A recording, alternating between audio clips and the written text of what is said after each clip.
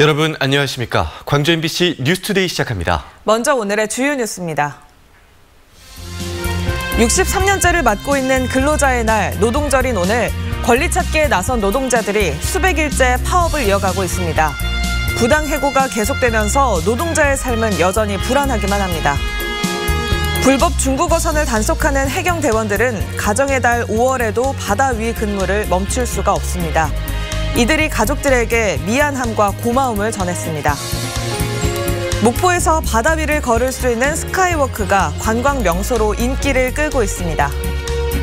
학교 밖 청소년들도 지방자치단체가 운영하는 장학회에 지원 대상이 돼야 한다는 주장이 나왔습니다. 열악한 근로조건을 개선하고 근로자의 지위를 향상시키기 위해 근로자의 날 노동절이 제정이 됐습니다. 어느덧 63년째를 맞고 있는데요. 수백 일째 파업을 이어가고 있는 노동조합의 사례를 통해 지역 노동계의 현안을 들여다봤습니다. 조희원 기자입니다. 지난해 11월 불공정한 성과급 지급 규정에 반발하며 파업에 들어갔던 SY 탱크터미널 노동조합입니다. 무노동 무임금 파업. 그러니까 월급을 받지 못한 지 벌써 6개월째로 접어들었습니다.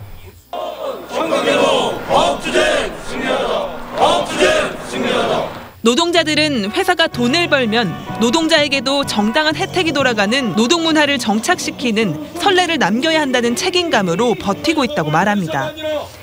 지난해 회사는 80억에 달하는 영업이익을 달성했지만 노동자에게 돌아온 성과급은 1.3%뿐 나머지는 모두 주주들의 몫이었습니다. 반협을 체결할 때도 성과급 제도화에 대한 부분을 명문화되어 있습니다. 다만 규정을 완벽하게 만들지 않았죠. 서로 합의가 안 돼서. 그래서 그 규정을 정확히 만들자 이번에 서로 노사 간의 합의를 통해서 그걸 분배하는 그 내용들을 정리하자. 이게 지금 주 안점입니다. 하지만 회사는 불법 대체근로 혐의로 검찰 조사를 받으면서도 노동자들이 비운 자리를 다른 직원들로 채우며 협상을 거부하고 있습니다. 본사 직원들이 여수에 투입이 돼서 저희는 이제 불법 대체근로라고 주장을 하고 있고요. 그분들과 남아있는 비조합원들, 공장의 비조합원들이 남아서 현장을 가동시키고 있습니다. 비슷한 시기 남해화학의 비정규직 노조도 집단 해고에 반발하며 파업에 들어갔습니다. 한 달 넘게 파업을 이어간 끝에 해고됐던 노동자 29명은 모두 복직됐지만 문제가 해결된 건 아닙니다. 도급업체가 복직된 노동자 중 4명을 한 달 만에 대기 발령한 데 이어 또다시 해고했기 때문입니다. 해고된 노동자들은 파업 당시 사측과 먼저 합의한 한국노총을 떠나 민주노총으로 자리를 옮긴 것 때문에 눈밖에 났다고 생각하고 있습니다. 우리만 가서 뭐 할 거냐. 그럼 우리 해고됐을 때 민노총 우리 이제 지금 민노총 사람들 어쩔 거냐. 그렇게 하면 안 된다.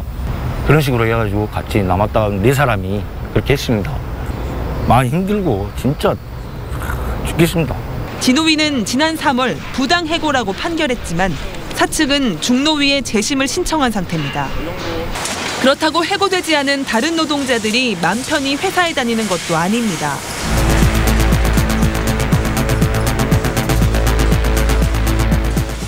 (2년마다) 계약을 갱신하는 탓에 30년이 넘어도 최저임금을 벗어나지 못하고 퇴직금도 없어 노후를 늘 걱정해야 하는 업무 환경의 문제도 여전합니다. 소원이 있다면 현장에서 그냥 열심히 일하고 일한 대가를 받는 것이 소원이거든요. 저희도 고용도 안정적으로 유지되는 일인 업체가 오기를 저희들이 기대하고 있습니다. 우리나라의 노동절이 제정된 지 벌써 60년이 넘었습니다.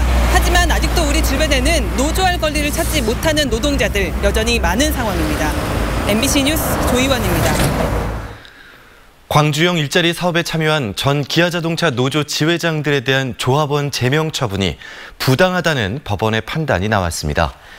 광주지법 민사 11부는 박병규, 이기곤 전 기아차 광주지회장이 금속노동조합을 상대로 낸 제명 무효 확인 소송에서 원고 승소 판결을 내렸다고 밝혔습니다. 재판부는 박 전 지회장과 이 전 지회장이 소명할 기회를 갖지 못한 채 제명 처분을 받았다며 이 같은 징계 처분은 하자가 중대하고 명백해 무효라고 보는 것이 타당하다고 판시했습니다. 때이른 내일은 더위가 기승입니다. 특히 한낮에는 이젠 여름이 오는 건가 싶을 정도로 덥게 느껴지기도 하는데요. 오늘은 이 더위가 절정에 달하겠습니다. 아침 기온은 어제보다 무려 8, 9도가량 높게 출발했고요. 한낮 기온도 어제보다 2, 3도가량 높은 가운데 6월에 보일 법한 날씨가 이어지겠습니다. 따뜻한 남서풍이 불어들면서 대기는 여전히 건조한 상태입니다. 광주와 전남 지역의 건조특보 오늘로 벌써 열흘째 계속되고 있습니다. 화재 사고에 대한 경각심 늦추시면 안 되겠습니다. 이 고온 현상과 대기의 건조함은 주말 사이 비가 내리면서 한풀 꺾이겠습니다. 토요일인 내일 낮부터 일요일 밤까지 비가 내리겠는데요. 우선 토요일인 내일은 광주 전남에 5mm 미만의 비가 내리겠습니다. 날씨 정보였습니다. 서해 바다에서 불법 중국 어선을 단속하는 해경 대원들은 출동하면 일주일 넘게 바다에서만 지내야 합니다. 이러한 근무 여건 탓에 자주 집을 비워야 하는데요. 해경 대원들이 5월 가정의 달을 맞아 가족들에게 고마움을 담아 꽃과 편지를 보내고 있습니다. 김한수 기자가 취재했습니다. 주로 영해 밖 서해 배타적 경제 수역을 감시하는 3,000톤급 해경 경비정입니다. 중국 어선 불법 조업 단속 등으로 해양 경찰관들은 한 번 출동하면 7박 8일 동안 바다에서 근무해야 합니다. 가족과 오랫동안 떨어져 있다 보니 걱정과 그리움이 쌓입니다. 가정의 달을 맞아 경비정에서 근무하는 해양 경찰관들이 가족들에게 정성껏 편지를 준비했습니다. 아빠가 갑자기 꽃바구니 보내서 놀랬지. 너도 한 가정의 어엿한 가장님만큼 성실히 근무하고 집에 있는 시연이, 서연이, 세준이 아빠가 사랑하고. 편지는 목포해양경찰서에 있는 동료 직원들이 재정리해 꽃바구니와 함께 가족들에게 전달합니다. 바다에서 온 꽃바구니를 받은 가족들은 뜻밖의 선물에 감동합니다. 걱정할 테지만 지금 잘 지내고 있으니까 너무 큰 걱정 안 하고 건강하게 집에 돌아왔으면 좋겠어요. 이제 아버지가 이제 출동을 나가시면 거의 7박 8일간 연락이 잘 안 됩니다. 그 동안에는 조금 궁금하기도 하고 잘 지내시는지 몸은 괜찮으신지 걱정도 많이 되는데. 몇몇 해양 경찰관이 시작한 편지 쓰기와 사랑의 꽃배달이 가정의 달을 맞아 해경 전체로 확산되고 있습니다. MBC 뉴스 김한수입니다. 외국인들의 집단 보복 범죄가 발생한 외국인 밀집 지역을 대상으로 경찰이 특별 치안 활동에 나섭니다. 광주지방경찰청은 외국인 밀집 지역 주민의 불안감을 덜기 위해 다음 달 말까지 경찰력을 집중적으로 투입해 특별 치안 활동을 벌인다고 밝혔습니다. 경찰은 외국인이 자주 찾는 클럽과 주점 등 범죄 취약지에 대한 순찰 활동을 강화하고 출입국 사무소 등과 합동으로 불법 취업 알선 행위와 허위 난민 신청 불법 체류자 수사를 단계적으로 확대할 계획입니다. 광주 지역 자치단체가 운영하는 장학회가 장학생을 선발할 때 학교 밖 청소년을 제외하는 건 차별이라는 주장이 나왔습니다. 학벌 없는 사회를 위한 시민 모임은 광주 지자체가 운영하는 6개 장학회 가운데 학교 밖 청소년이 장학금 지원을 요청할 수 있는 곳은 단 한 곳도 없다고 밝혔습니다. 시민 모임은 서울시의 경우 장학금 지원 대상을 학교 밖 청소년으로도 확대하기 위해 조례를 개정했다며 광주시를 상대로 조례 개정 운동을 펼쳐나가겠다고 강조했습니다. 목포의 대표적인 관광 자원들을 한눈에 볼 수 있는 목포 대반동이 최근 젊은 층 사이에서 명소로 떠오르고 있는데요. 바다 위를 걷는 스릴을 만끽할 수 있는 새로운 볼거리 스카이워크도 설치되고 있습니다. 김양훈 기자가 취재했습니다. 이순신 장군의 혼이 깃든 목포항의 관문 과도. 과도와 유달산을 오가는 해상 케이블카. 그리고 또 다른 한쪽에는 목포대교가 손에 잡힐 듯 눈앞에 펼쳐져 있습니다. 목포 대반동에서는 천혜의 자연경관과 관광자원들을 한눈에 바라다 볼 수 있어 특히 젊은 층 사이에서 핫플레이스로 떠오르고 있습니다. 목포시가 이들에게 새로운 볼거리를 제공하기 위해 바다 위를 걷는 스릴을 만끽할 수 있는 스카이워크를 설치하고 있습니다. 수면에서 높이는 12m, 바다 쪽으로 길게 뻗은 총 길이는 54m로 5월 초 준공을 앞두고 있습니다. 일반적인 보도교 난간 높이는 1.2m가 평균인데 저희 스카이워크는 그보다 더 높이 1.5m 평균을 주고 안전에 최우선을 두었습니다. 발 아래로 푸른 바다도 볼 수 있어 스카이워크를 걷다 보면 마치 바다 위를 걷는 것 같은 착각도 느낄 수 있습니다. 목포시는 포토존 등을 추가로 설치하고 바다 쪽으로 스카이워크를 더 도출시켜 스릴을 만끽할 수 있게 할 계획입니다. 대한민국 4대 관광도시의 랜드마크인 스카이워크를 조성 중에 있고 앞으로 예산이 더 확보가 되면 총 길이로 연장해서 또 하나의 관광 랜드마크로 만들어 나가겠습니다. 그동안 침체됐던 목포 대반동이 스카이워크와 해상 케이블카 등 볼거리, 즐길거리가 늘면서 목포의 새로운 관광 명소로 떠오르고 있습니다. MBC 뉴스 김양훈입니다. 어업인들의 소득과 생활 안정을 위해 시행하고 있는 직불금 제도가 현실에 맞게 바뀔 것으로 보입니다. 더불어민주당 서삼석 의원에 따르면 수산 직접 지불제 시행에 관한 법률 개정안이 국회 본회의를 통과해 지불 대상 지역이 어촌 공동체와 섬 등으로 세분화되고 친환경 양식 등 공익적 의무를 준수한 어업인들에게도 기준에 따라 직불금이 지급됩니다. 이처럼 직불제 범위가 확대되면서 어업인 소득 안정과 수산업 활성화에 도움이 될 것으로 기대됩니다. 광주시가 장애인들의 정보 격차를 해소하기 위해 정보통신 보조기기 110대를 장애인들에게 보급하기로 했습니다. 보급 대상은 광주시에 주민등록을 두고 있는 장애인과 국가유공자법에 의해 상위 등급 판정을 받은 장애인입니다. 광주시는 다음 달 21일과 22일 이틀 동안 시청 1층 시민숲에서 열리는 정보통신 보조기기 체험 전시회에서 90여 종의 보조기기를 체험할 수 있도록 했습니다.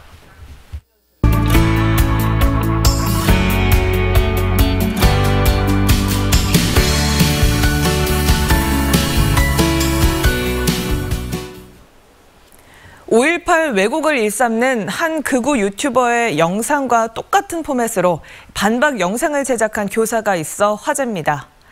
극락초등학교 백성동 교사 이야기인데요. 이제는 악의적인 왜곡에 좀 더 적극적으로 나서야 한다고 목소리를 냈습니다.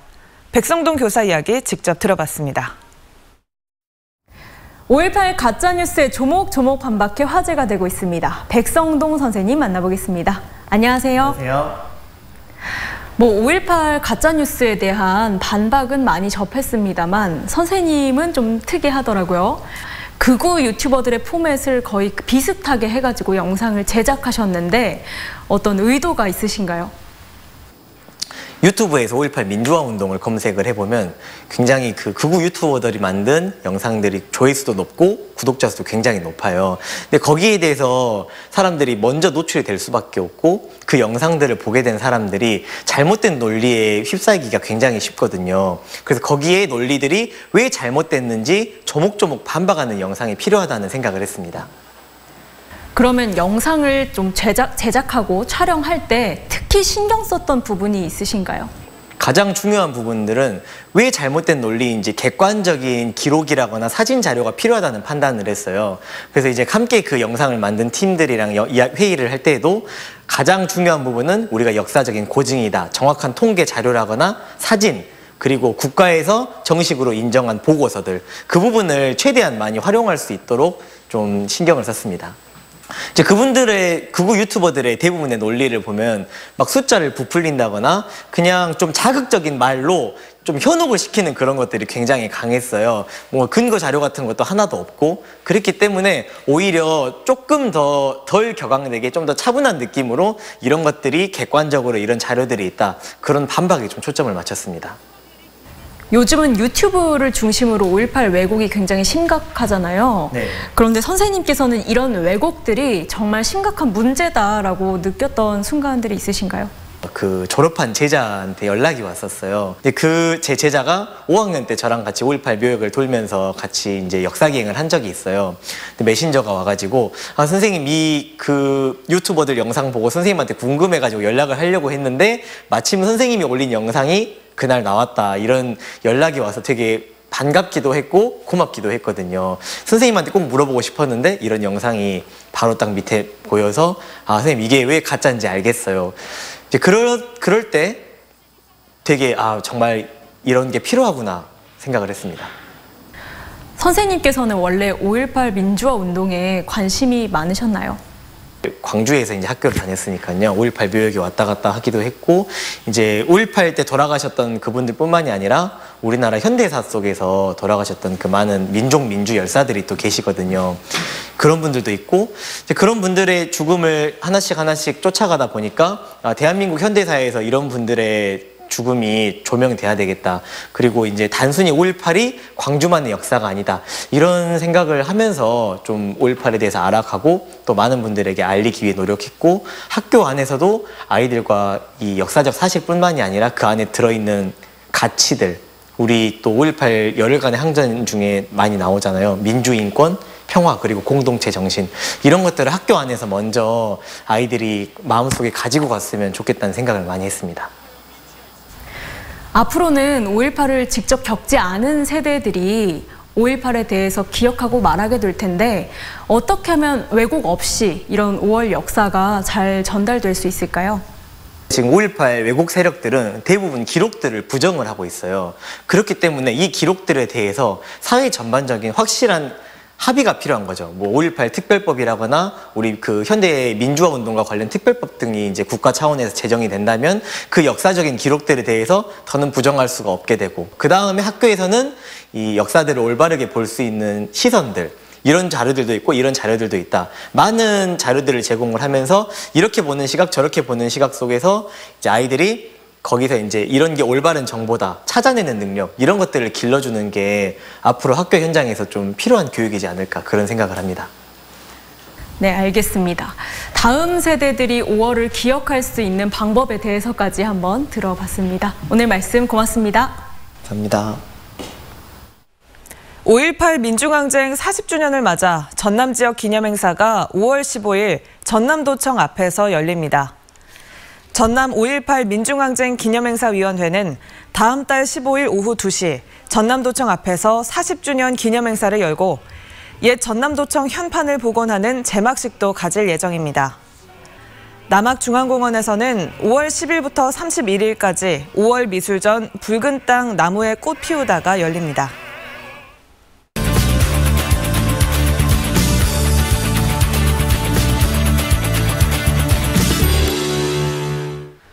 조선 전기의 대표적인 개혁가 조광조는 이상적인 유교 정치를 실현하려다 기묘사화에 휘말립니다. 30대에 이른 생을 마쳤지만 양팽손처럼 그를 진심으로 아꼈던 선비들 덕분에 그의 흔적들이 곳곳에 남아있는데요. 오늘은 정수정 여행작가와 조광조의 흔적을 찾으러 화순으로 떠나보겠습니다. 안녕하세요. 네, 안녕하세요. 네, 안녕하십니까. 작가님, 조광조 선생은 화순과 어떤 인연이 있나요? 네, 조선 개혁 정치의 상징이라고 볼 수 있는 정암 조광조인데요. 중종에게 충심을 다해 직원을 아끼지 않았던 정암입니다. 도학 정치의 이념을 구현하려 했다가 훈구 세력에 의해 반발로 실패를 하게 되죠. 반정 공신들의 사주를 받은 궁인들에 의해서 조씨가 역심을 품고 왕이 되려 한다라는 주초유황이 꾸며지게 되죠. 나뭇잎에 꿀을 발라 벌레가 글씨를 갉아먹도록 한 사건인데요. 네. 이후 화순으로 유배되었다가 결국 사사됐습니다. 임금 사랑하기를 아버지 사랑하듯 했고 나라 걱정하기를 내 집 걱정하듯 하였네.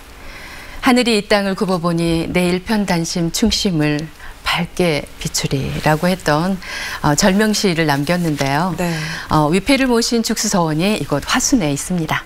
네, 이 화순에는 조광조 선생을 기리는 유허비가 있는데 이건 누가 세운 걸까요? 네, 당시 능주 목사를 지냈던 미녀조가 건립을 했습니다. 비신 전면에 정암 조광조 선생의 정녀 유어 추모비라고 음각되어 있는데요. 정녀는 귀양이나 유배되었던 곳을 말하고, 그리고 또 유허비는 한 인물이 옛 자취를 밝혀서 후세에 널리 알리고자 세운 비로 추모한다는 뜻입니다. 네. 이곳 비문은 송시열이 짓고 전면의 글씨는 민유중 그리고 또 송중길이 썼습니다. 또 뒷면에 유배 내력에 대한 자세한 기록이 남아 있고요. 또 영정각을 새로이 건립해 영정을 봉안했고 이후에 또 귀양살이 당시의 초가살이 모습을 그대로 복원을 했습니다. 네, 죽수서원 이야기 해주셨잖아요. 네. 조광조 선생의 위패 말고 네. 또 다른 선비의 위패도 함께 있죠. 그렇습니다. 죽수서원은 조광조와 함께 배양된 학포 양팽손입니다. 생원시를 같이 급과했고 또 성균관에서 함께 공부를 했죠. 네. 양팽손은 기묘사화로 관직에서 삭탈당해 고향인 능성현에 이렇게 지내고 있었다고 합니다. 이 두 사람은 이곳에서 더욱 의리를 다지게 되었다고 합니다.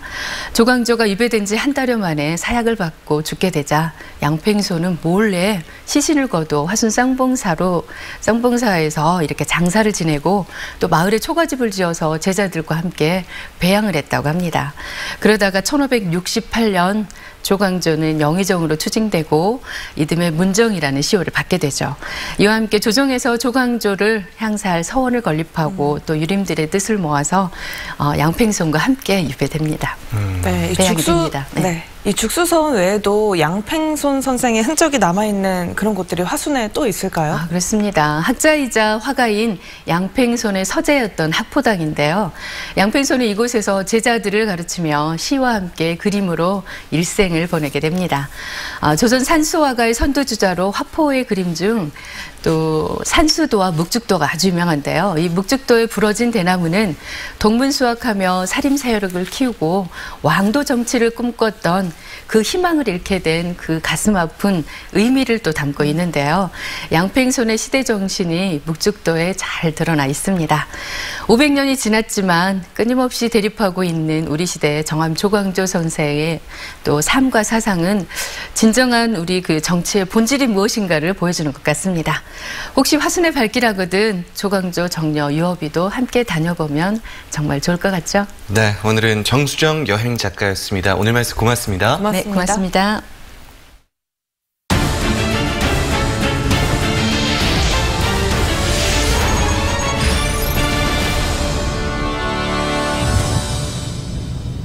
광주시가 납세자들의 불편을 해소하기 위해 개인 지방소득세와 종합소득세 합동신고센터를 운영하기로 했습니다. 이를 위해 광주시와 광주지방국세청은 상호 파견 근무를 실시해 납세자가 지방소득세와 종합소득세를 한 번에 신고할 수 있도록 했습니다. 소득세 신고 기한은 6월 1일까지이지만 코로나19로 피해를 입은 납세자의 경우 신청을 통해 8월 31일까지로 석 달 이내로 연장할 수 있습니다. 여수 경도지구 사업자인 미래에셋이 미개발 부지 매매 대금으로 950억 원을 추가 납부했습니다.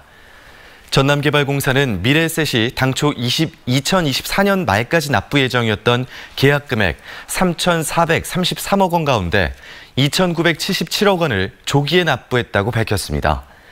나머지 콘도 매각 대금 456억 원은 2024년 12월쯤 납부할 예정인 것으로 확인됐습니다.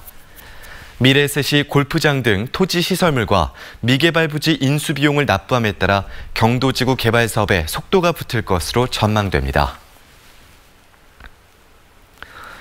5월에도 전남 지역 제조업체들의 기업 경기가 호전되지 않을 것이라는 전망이 나왔습니다. 한국은행 광주전남 본부에 따르면 전남 지역 제조업체의 5월 업황 전망 지수는 53으로 전달에 비해 1포인트 상승했지만 여전히 기준치인 100을 크게 밑돌아 상당수 업체가 기업 경기를 부정적으로 전망한 것으로 나타났습니다. 업체들의 경영 애로사항으로는 불확실한 경제 상황이 33.4%로 가장 많이 차지했고 내수 부진과 인력난, 수출 부진 등이 그 뒤를 이었습니다. 전남도가 봄철 농촌 일손 돕기에 나섭니다. 전남도는 모내기 등으로 바빠지는 시기인 5월부터 2달간 코로나19로 영농 작업이 어려운 농가와 홀로 사는 농가, 장애 고령 농가를 대상으로 일손 돕기에 나섭니다. 이를 위해 전남도와 시군에 농촌 일손 돕기 창구를 개설하고 군부대와 각급 기관 단체에도 농촌 일손 돕기에 참여해달라고 요청했습니다. 전남 섬 복지 발전을 위해 전담부서를 설치하자는 의견이 제시됐습니다. 섬 지역 복지 전달 체계를 분석한 전남복지재단은 전담부서 설치와 복지 총량제 개념 도입 등 섬의 특수성을 감안한 차별화된 정책을 마련해야 한다고 밝혔습니다. 구체적인 방법으로는 첨단 정보기술을 활용한 지리적 한계 극복, 민간 자원 활용과 자원체계 마련, 섬 주민 국민 기초생활제도 수급과 사례 관리를 위한 지원 등을 제시했습니다.